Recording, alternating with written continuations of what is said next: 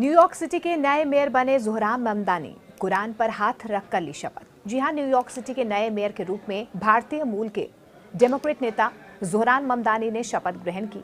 शपथ लेने के बाद ममदानी ने कहा कि मेरे जीवन का सबसे बड़ा सम्मान और सौभाग्य है। न्यूयॉर्क शहर के नए मेयर ज़ोहरान ममदानी की, जिन्होंने अपने पद की शपथ कुरान पर रखकर ली। ये अमेरिका के सबसे बड़े शहर में ऐसा पहली बार हुआ है जब किसी मेयर ने इस तरह शपथ ग्रहण की है। ज़ोहरान ममदानी 34 वर्ष के हैं और वे डेमोक्रेटिक पार्टी से हैं। उन्होंने न्यूयॉर्क सिटी के मेयर चुनाव में जीत हासिल की थी और 1 जनवरी 2026 की सुबह, यानी कि नए साल के बिल्कुल पहले ही दिन, पहले ही पल, उन्होंने अपना नया पद भी संभाल लिया है।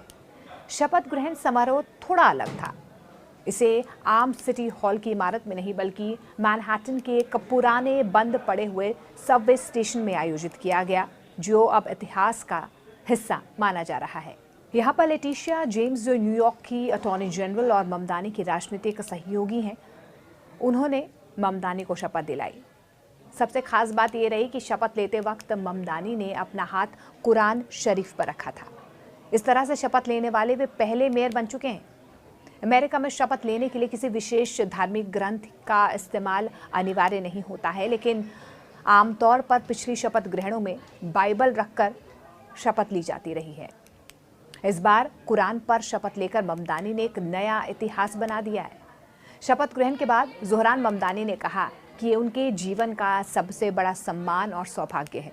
लोगों ने भी इसे बहुसांस्कृतिक और धार्मिक विविधता का प्रतीक माना है, क्योंकि न्यूयॉर्क में कई अलग अलग संप्रदायों और समुदाय के लोग रहते हैं।